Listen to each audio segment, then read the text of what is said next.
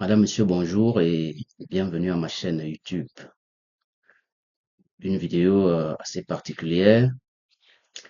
En parcourant YouTube, je suis tombé sur une vidéo, c'est-à-dire sur l'entretien qu'avait accordé Monsieur François Lavallée, qui est un traducteur canadien.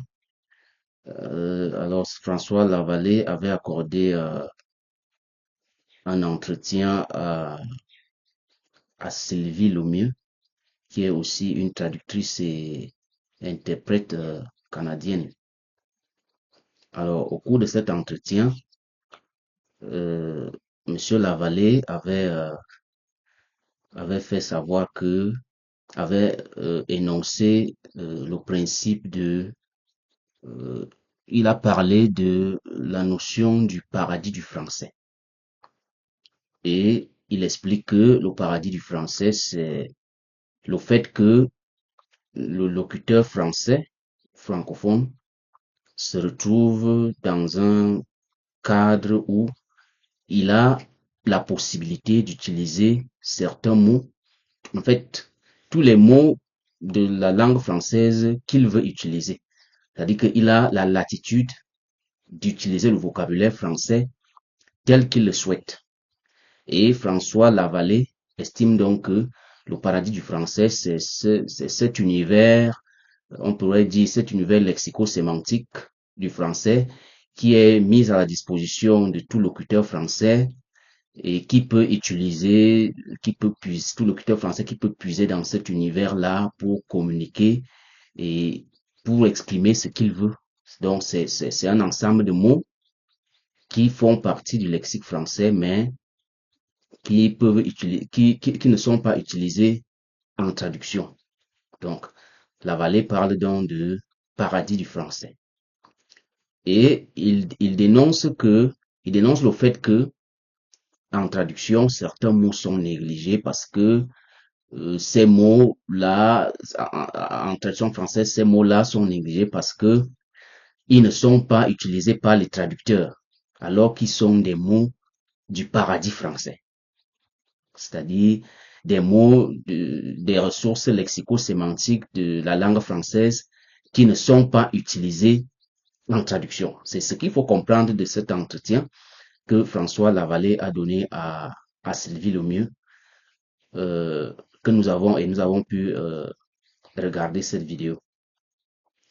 Ce qui est intéressant dans les déclarations de Lavallée, c'est que il déclare que s'il devait faire une thèse de doctorat, il devait travailler sur la richesse du vocabulaire des textes écrits en français versus la richesse du vocabulaire des textes traduits en français.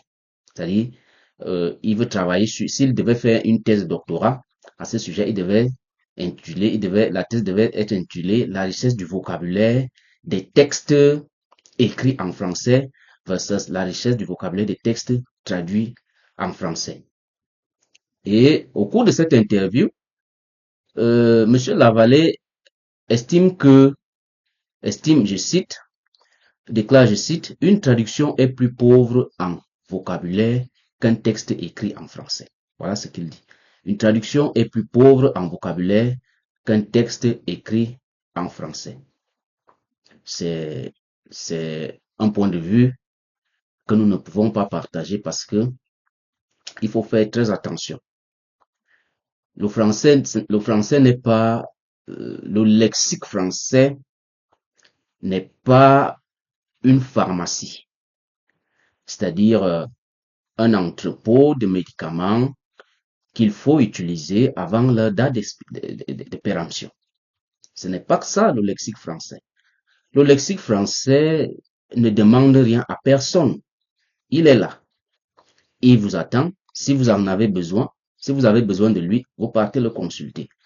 Alors que quand vous allez en pharmacie, vous avez les médicaments qui portent leur date de péremption et qu'il faut absolument utiliser avant que ces médicaments-là n'atteignent la date de péremption. Il faut tout de suite mettre fin à ce genre de débat parce que si on considère le lexique français comme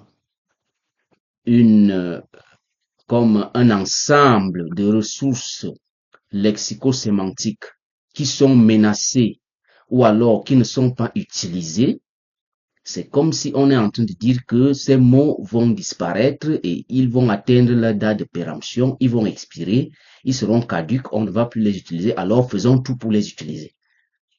Ça veut dire que on ne comprend pas, on n'est pas, on ne comprend pas ce qu'est la traduction.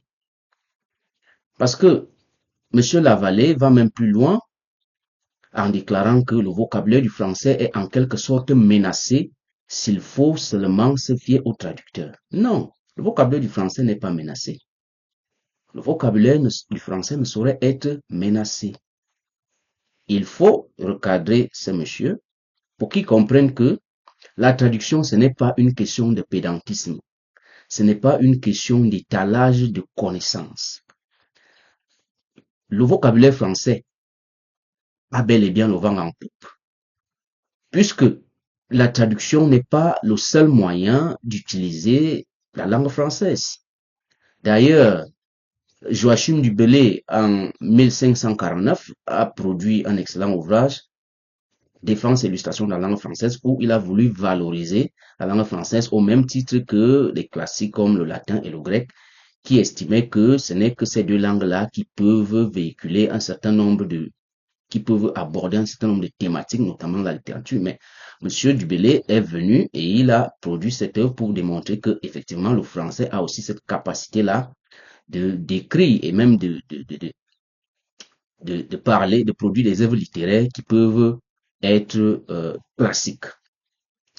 Donc, estimer que il y a un paradis qui englobe un vocabulaire que le traducteur n'utilise pas, c'est une erreur. C'est une erreur dans la mesure, et même, et on pourrait même dire que c'est un appel à une espèce de, je pourrais même dire pédantisme, parce que si on tient compte du fait que les mots ne sont pas utilisés et qu'ils vont donc atteindre l'expiration, alors on va tout faire pour les utiliser pour que ces mots-là n'expirent pas. Et c'est un danger si on fait comprendre cela aux traducteurs et même aux élèves traducteurs, parce que l'élève copie son maître. Alors si l'élève apprend que les mots du français traduits sont pauvres et qu'ils n'utilisent pas, que le français traduit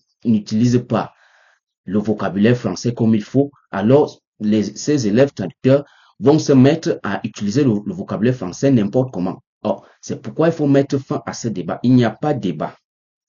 Lorsque vous voulez faire étalage de la richesse du vocabulaire français, vous êtes libre d'écrire une œuvre littéraire.